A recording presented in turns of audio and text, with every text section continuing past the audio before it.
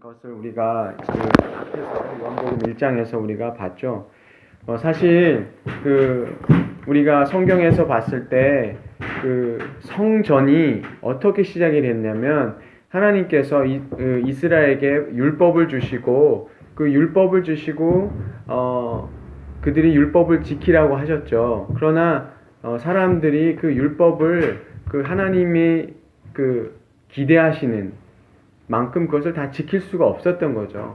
그래서 주님이 어떤 것을 주셨냐면 사실은 율법이라는 것은 하나님의 어떤 기준, 하나님이 생각하신 선하게 살아가는 게 어떤 건지에 대해서 주님께서 알려주셨는데 이스라엘 백성들은 그걸 다 지킬 수가 없었죠. 그러니까 하나님의 기대, 하나님이 우리에게 기대하시는 것은 이렇게 높지만 사람이 다 지킬 수가 없기 때문에 하나님이 그것을 통해서 우리가 다 그것을 지킬 수 있는 그런 선한 사람이 아니라는 것을 율법을 통해서 알았고, 그러면 이스라엘 백성이 그걸 다 지키지 못하니까 어떤 거죠? 그러니까 그들이 우리는 죄인이라는 것을 알기 때문에 그 율법이 통해서 사람들이 우리가 죄인이구나 그것을 알고 그 죄를 용서받는 게 뭐냐면 바로 성전에서 그 제사를 드리면서 그 피로 동물들에게 그 죄가 전가돼서 용서를 받는 그런 거죠. 그러니까 성전에서 예배를 드리고 제사를 드리는 거는 뭐냐면 이것이 어떤 사람들이 우리가 얘기하는 예배를 잘 들어서 정성스럽게 들어서 뭔가 하나님한테 점수를 따는 게 아니라 성전에 가서 제사를 드리는 것은 뭐냐면 주님, 우리가 이렇게 죄인이기 때문에 우리를 용서해 주십시오, 우리의 죄를 덮어 주십시오 하는 그런 우리의 그런 것 때문에 주님께서 성전이라는 것을 만드시고 성전의 예배를 만드셨는데, 사람들이 시간이 지나면서 어떻게 생각하냐면 성전에서 예배 드린 것이 자기들이 마치 좋은 양을 바치고 좋은 소를 잡아서 하나님 앞에 예배를 드리면 자기들이 뭔가 하나님한테 뭔가 좋은 것을 드렸다라는 어떤, 이제 거기에 뭐가 들어가기 시작하냐면 사람들이 자랑이 들어가게 된 거죠. 주님, 제가 이렇게 큰 황소를 잡아서 하나님 앞에 드렸습니다. 이게 자꾸 사람들이 제가 얼마나 부자들은 더 큰 황소를 잡고 그렇게 하면서 뭐가 되는 거죠? 내 공로가 많아진 거죠. 내 공로가 많아서 주님 보세요, 제가 얼마나 좋은 예배를 드렸습니까? 근데 하나님 보신 거랑 정반대예요. 하나님은 그걸 기대하신 게 아니라 주님, 제가 죄인이기 때문에 주님, 그 황소를 바치는 사람은 뭐가 된 거예요? 제가 이 황소를 바칠 만큼 더 큰 좋은 짐승을 바칠 만큼 제 죄가 많은 사람입니다 라고 가야 되는데, 사람들이 거꾸로 뭐가 됐냐면 주님 보세요, 얼마나 제가 믿음이 좋은 사람이고 제가 얼마나 하나님한테 이렇게 제사를 잘 드리는지 몰라. 이게 완전히 바뀌어 버린 거죠. 그래서 오늘 보는 것처럼 성전에서 사람들이 오히려 이제 그때부터 뭐를 하기 시작하냐면 더 좋은 그 짐승을 팔아서 자기들이 돈을 취하고 그런 일이 있기 때문에 예수님이 화를 내셔서, 예수님 오늘 얘기하시는 것처럼 뭐냐면, 그래서 사람들 파는 장사하는 거를 다 뒤집어 버렸잖아요. 예수님이 화내시고 그러면서 그 성전에 있던 사람들이 뭐라고 예수님한테 얘기하냐면, 도대체 당신이 이렇게 할 수 있는, 누가 도대체 이걸 하라고 그랬는지 그 표적을 한번, 하늘에서 준 표적을 한번 얘기를 해봐, 이렇게 얘기했을 때 예수님이 뭐라고 하시냐면, 무슨 얘기 하셨죠? 이 성전을 허물라, 그러면 내가 사흘 만에, 그러니까 3일 만에 다시 세우리라, 이렇게 얘기했는데, 그때도 예수님 당시에 성전은 46년째 짓고 있었고요, 계속 짓고 있었던 상황이에요. 그러니까 사람들이 46년 동안도 지금 짓고 있는데 허물면 3일 만에 짓겠다고 이렇게 비웃어 버렸던 거죠. 근데 제자들도 그 당시에는 깨닫지 못하셨다고 그래요. 뭐냐면 예수님이 말씀하신 성전은 당신 자신이 육체가 죽고 3일 만에 부활하면 그것을 말씀하시는 거예요. 그러니까 예수님이 뭐라고, 성경에 지금 요한복음에 뭐라고 얘기하냐면 예수님 당신이 뭐라는 거죠? 성전이라는 거예요. 왜냐하면 성전에서 하던 게 양을 잡고 죄 용서 받던 그것을 하고 있었는데, 그것이 나타나는 게 뭐냐면 구약은 예수님의 오신 것을 하나 나타내는, 제가 그랬죠, 그림자라 그랬죠. 그림자. 앞으로 올 거를 미리 보여주는 그림자였어요. 그러니까 성전에서 제사 드리는 거는 다 그림자로서 장차 오실 예수님이 하실 거를 보여주는 하나의 예고편에 불과했던 거죠. 그러니까 예수님이 이제 오셔서 이제 이 성전은 끝이 났어. 더 이상 필요 없어. 왜냐하면 성전인 이제 내가 내 피로 내 백성들을 다 용서해주고 구원할 거야. 그 얘기를 예수님께서 하시는 거죠. 근데 우리가 성경 읽은데 그 파스카라 그러잖아요. 파스카라는 게 영어로는 이제 패스오버라 그래서 넘어간다는 거잖아요.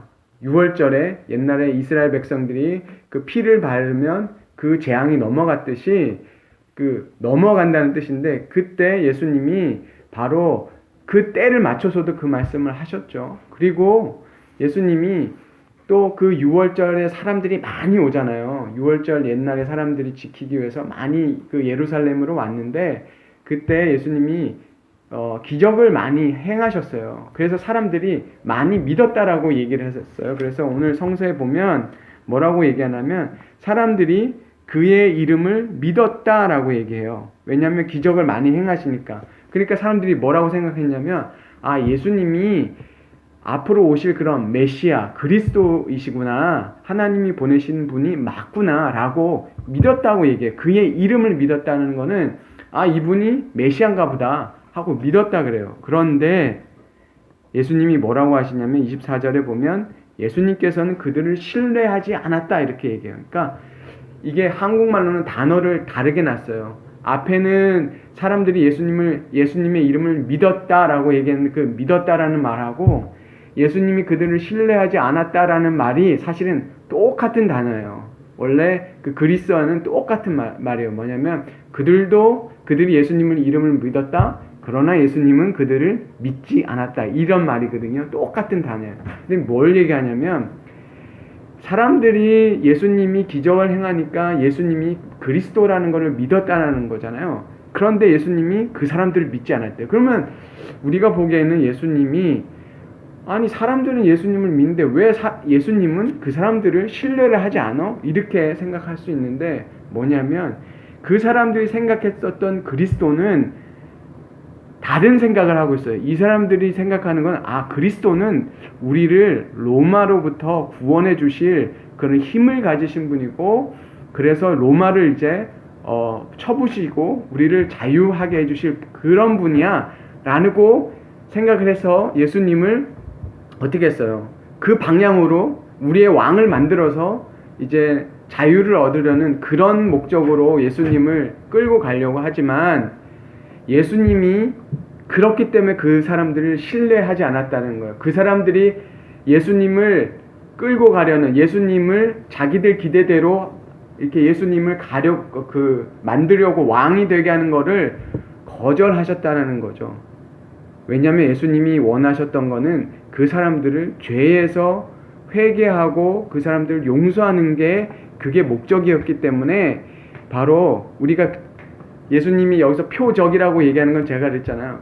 표시판이라고. 무슨 표시판이냐면 예수님이 하나님이 보내신 하나님의 어린 양이라는 것을 가르쳐주기 위한 표시판인데, 이 사람들이 표시판만 본 거예요. 이분이 그리스도구나 라는 것만 알고 예수님이 뭘 하러 오신지에 대해서는 이 사람들이 다른 생각을 하고 있었다는 거죠. 지금도요, 많은 사람들이 예수님이 하나님의 아들이라는 걸 알아요. 이때 2000년 전에 있는 사람들처럼 예수님을 뭐라고 하냐면 예수님이 그리스도다 라는 건 알아요. 하나님이 보내신 분 맞아. 근데 문제는 여기 있어요. 그 사람들이 예수님을 믿는다고, 예수님의 이름을 믿는데, 그 사람들이 2000년 전에 예수님 당시의 사람들이랑 비슷한 생각을 해요. 뭐냐면 예수님한테 기대하는 게 뭐겠어요? 다 달라요.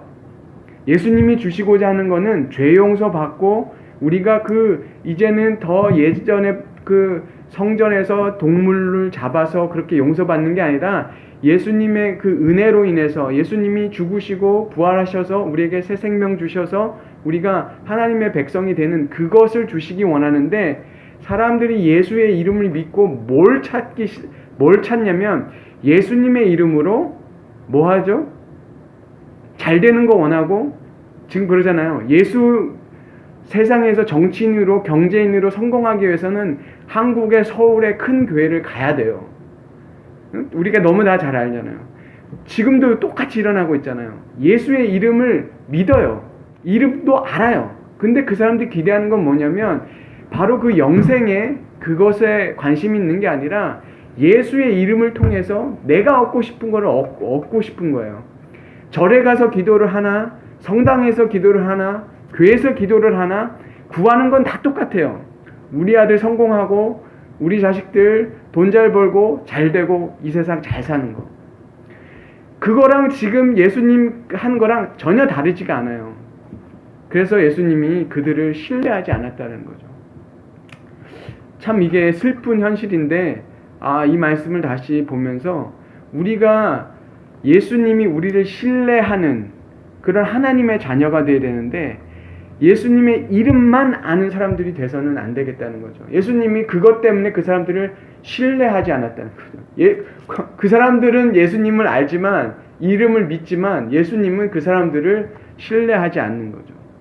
그러나 주님은 예수님을 신뢰하고 예수님의 이름을 그 구원의 이름으로 받는 사람들을 어떻게 하시냐면 자녀로 삼으시고 우리를 신뢰해 주시는 그 하나님이라는 거를 우리가 기억했으면 좋겠어요. 그래서 주님은 그 신뢰하는 자들을 어디로 이끌까요? 이 세상에서 잘 되고 성공하고 그런 자리로 끌고 갈까요? 아니면 예수님이 걸어가셨던 죽음과 부활의 그 과정으로 우리를 끌고 가실까요? 한번 생각해 보세요. 예수님이 우리를 신뢰하시기 때문에 끌고 가시는 데는요, 예수님이 우리가 이 세상에서 죽음과 그리고 우리의 자아가 죽고 예수님처럼 부활하는 그 부활 신앙으로 이끌고 가시기 때문에 우리가 시편 23편 읽었잖아요. 왜 거기에 사망의 음침한 그 골짜기로 왜 끌고 가겠어요?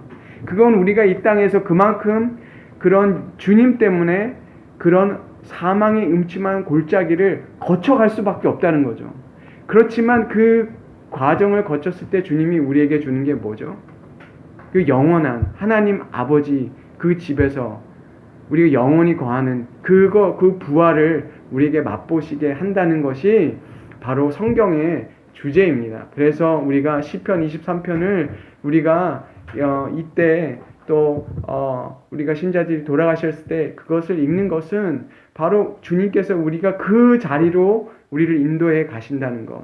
그래서 우리의 삶이 고단하고 힘들지만 참 우리를 그냥 세상 사람들처럼 그렇게 살게 하지 않으시고 우리를 그런 십자가의 길로 인도하시고 부활하게 하시는 그 길로 우리를 인도하시는 것, 우리가 그것에 감사하고 놀랄 필요가 없고 오히려 그런 길을 갈 때 주님의 위로가 우리 안에 더 있을 것이고 우리에게 정말 하나님께서 정말 그 생명으로 또 우리를 채워주실 것을 믿고 우리가 또 오늘 세 분 잘 우리가 보내드리고 또 그 주님이 그분들을 하나님 나라에서 그렇게 영원한 생명 주시고 누리게 하실 것을 우리가 믿고 감사했으면 좋겠습니다. 성부와 성자와 성령의 이름으로 말씀드렸습니다.